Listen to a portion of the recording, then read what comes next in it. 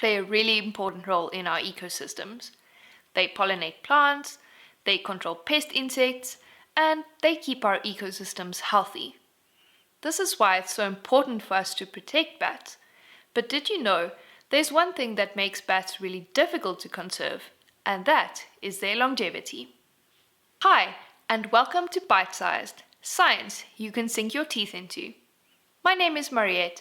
I'm a bat scientist with a PhD in zoology. I've been studying bats since 2017, and today let's talk about why longevity complicates conservation. Bats are really unique mammals. They use echolocation, just like dolphins do, to find their way in the dark and to find their food.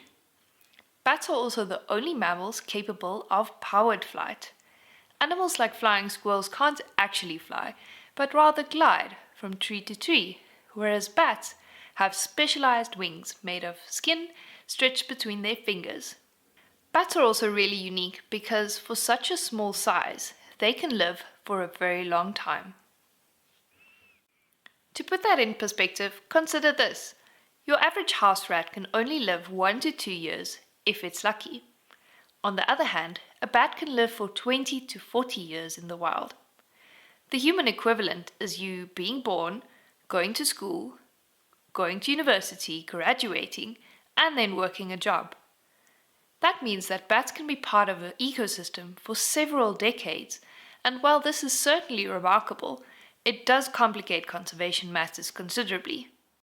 But why does living a long life make you hard to conserve? To understand that, we first need to understand reproduction. Bats reproduce really slowly.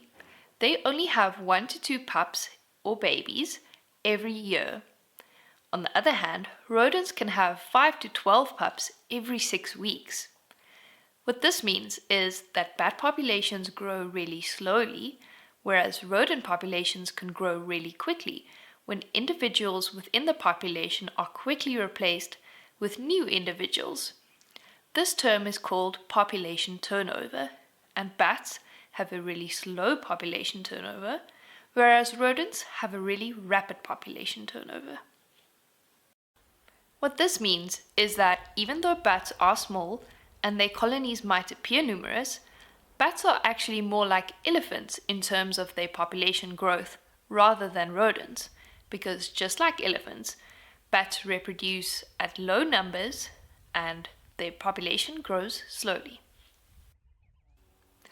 But why does this slow population turnover and slow population growth matter in terms of conservation? Let's look at the following scenario. When we humans changed the natural environment to build cities and farms, we changed the resources available to the animals that used to live in these areas, where they live, what they can eat, and how successfully they can reproduce.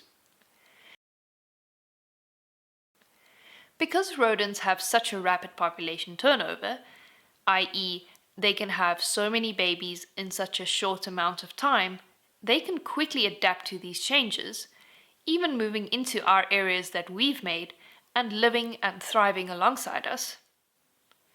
Bats, on the other hand, are not so lucky.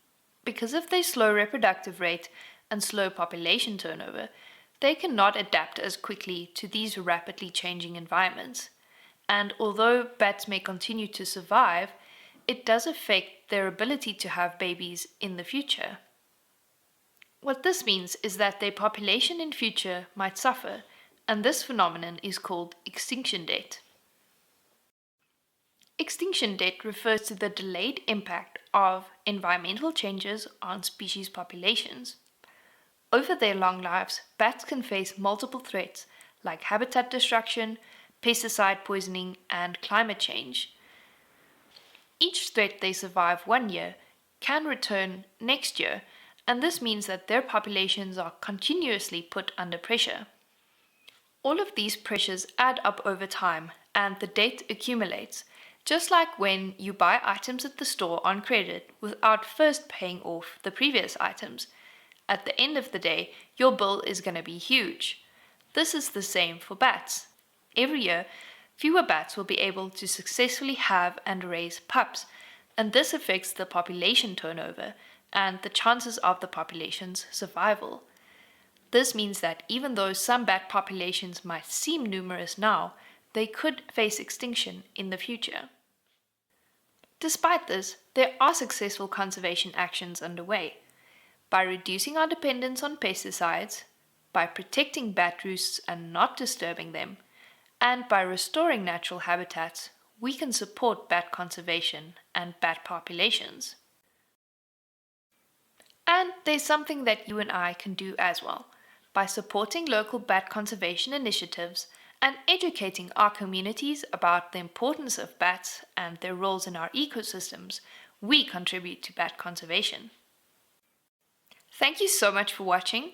Before you go, please give this video a thumbs up and do subscribe to the Bite Size channel for more bite-sized science insights. Until next time!